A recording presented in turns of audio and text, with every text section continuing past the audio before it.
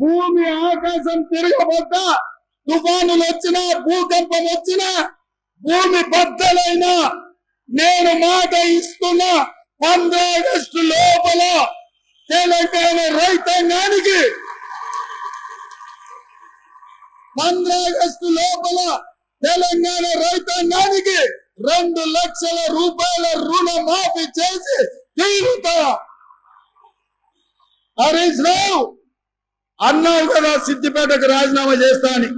రాజీనామా పత్రం జేబులో పెట్టుకో. 15 ఆగస్టు నాడు నీతో మాట్లాడతా బిడ్డ. మాట మీద ఉండాలి. నీ మామలాక మాట ఇచ్చి మాట తప్పి దళితుని ముఖ్యమంత్రి చేస్తా, లేకపోతే తలకాయ నరుకుంటాని తలకాయ లేని మాటలు మాట్లాడతాం అనుకుంటున్నావేమో. 15 ఆగస్టు నాడు నీతో మాట్లాడతా. దేశానికి స్వతంత్రమే కాదు, రైతులకు కూడా ఆర్థిక స్వతంత్రం తీసుకొచ్చే రోజు 15 ఆగస్టు 2 లక్షల రుణమాఫీ చేస్తా. ఆయనలో నీతో మాట్లాడతా. ఇవాళ ఆశామాసిగా సవాళ్లు స్వీకరించిన సిద్దిపేట చెప్పుడు కాదు, జేబుల రాజీనామా పత్రం పెట్టుకో. ఇక ఆయన సొక్కరైనోడు ఆయనలో 100 రూపాయలు పెట్టి పెట్రోల్ తెచ్చుకున్నాడు. 10 పైసలు అగ్గిపెట్టి దొరకలే. ఇప్పుడు కూడా గట్లనే అనుకుంటున్నాం. మా వాళ్ళందరూ సిద్ధంగుడు పెట్టే తలావు అగ్గిపెట్టి కొనుక్కొని ఈ సంగతి చెప్పడానికి. నువ్వు ఏదో తెలంగాణ సమాజాన్ని ఎడ్డిదో గుడ్డిదో మాటలతో మోసం చేయొచ్చు అనుకుంటున్నాం. అవన్నీ ఏం కుదరవు.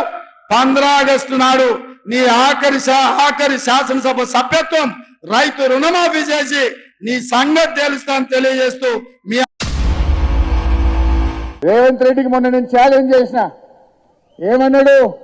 నేను ఆగస్టు 15 తారీఖులో గల రుణమాఫీ చేస్తా అన్నాడు. రేపు మళ్ళా మెదక్ నుంచి రేవంత్ రెడ్డికి ఛాలెంజ్ చేస్తున్నా.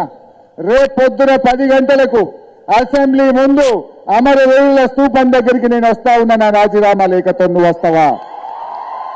నువ్వు రాదమ్ముంటే, నువ్వు ఆగస్టు 15లోగా రుణమాఫీ చేసేది నిజమైతే, ఆగస్టు 15లోగా బాండ్ పేపర్ మీద రాసిచ్చిన 6 గ్యారంటీలు అమలు చేసే నిజమైతే రేపు గన్ పార్క్ దగ్గరికి మనమిద్దరం రాజీనామా లేఖలను మేధావుల చేతుల్లో పెడదాం. ఆగస్టు 15లోగా నువ్వు 6 గ్యారంటీలను రుణమాఫీని అమలు చేస్తే నా రాజీనామా లేఖ తీసుకుపోయి స్పీకర్ గారికి ఇస్తారు. ఒకవేళ నువ్వు అమలు చేయకపోతే నీ రాజీనామా లేఖ తీసుకుపోయి గవర్నర్ గారికి ఇస్తారు. దానికి సిద్ధమేనా అని అడుగుతా ఉన్నా. నువ్వు దానికి సిద్ధమా అని అడుగుతా ఉన్నా. దమ్ముంటే రా.